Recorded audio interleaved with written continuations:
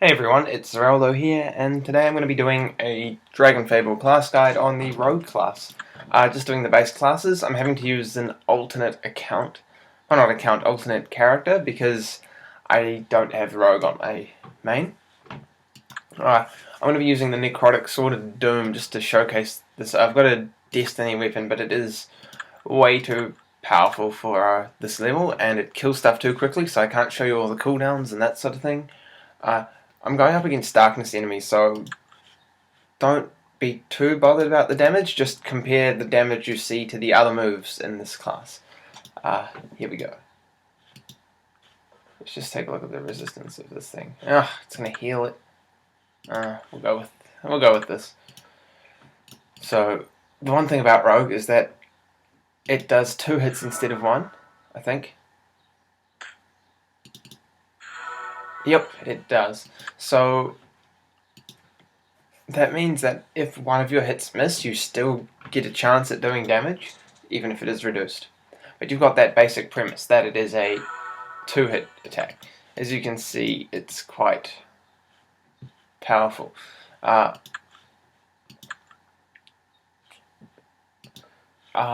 This will be doing negative damage, but I think it's a good idea. I'll just show you how it works. You've got so basically, if you see a negative, it means I'm healing it, but you just take that, and that's how much damage I would be doing. It's hard to explain. So what I've just done, I've activated Stealth. That's 20 critical and 45 defense points for 45 turns. So you get those, which is good. You get a much higher crit, and at low level, that's great. Then you do Surprise Attack, which is extra damage with Stealth. So that would normally be 87 instead of negative 87. So that would be 87 as opposed to about 60 or less. You also unlock Rapid, which is just an attack after an successful attack, and as you can see, that's like a sort of double. So for those of you who have played the Warrior class, in some ways it's similar to that. You've got Poison, which is an attack, and then weapon damage. You've got your sort of standard move that attacks MP. That didn't do anything because negatives. Have your multi. Now this is a 3-turn cooldown, so it's not quite like Mage, which has its no cooldown at all. I'll just switch weapon again soon. You've got your Blind, which, if you look here, it'll decrease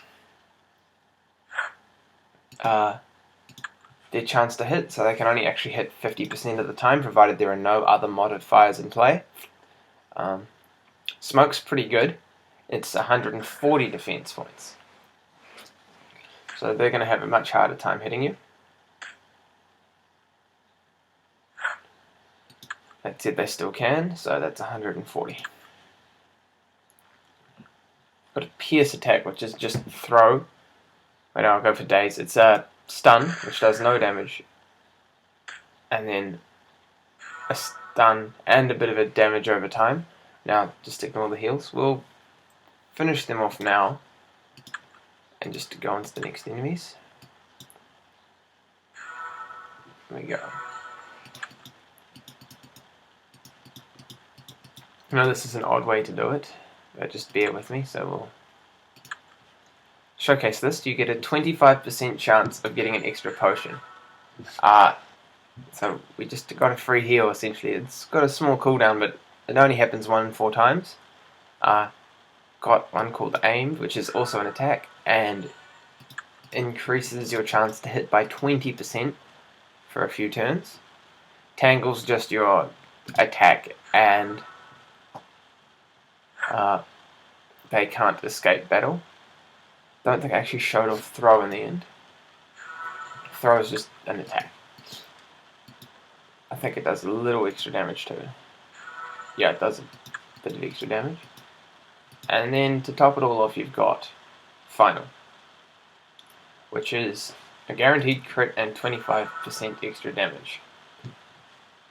So it's a lot of extra damage. Now I'll show you a good order to use these moves. When I get to the boss.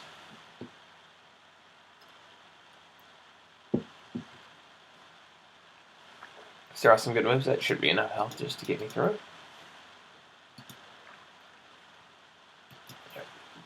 It is a bit of a shame about the multi. The reason my weapons are one-hitting is because they are doom weapons. Pretty big-looking guy. Okay. You could go with a couple of couple of sort of ways. You can go the guaranteed crit. And that will do a nice starting damage. And doing that also unlocks rapid. So you get a nice spurt of damage early battle. And then you're stuck waiting for cooldowns. The other thing to do would be to go smoke.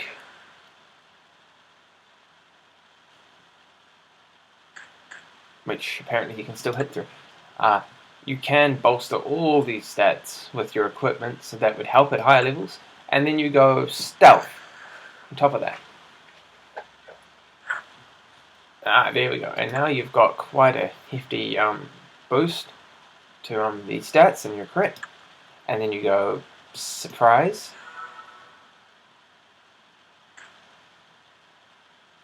You can go rapid.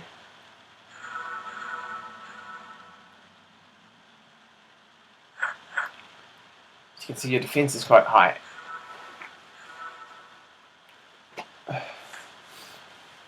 If you'd want to, you'd also want to throw in the days for the damage over time.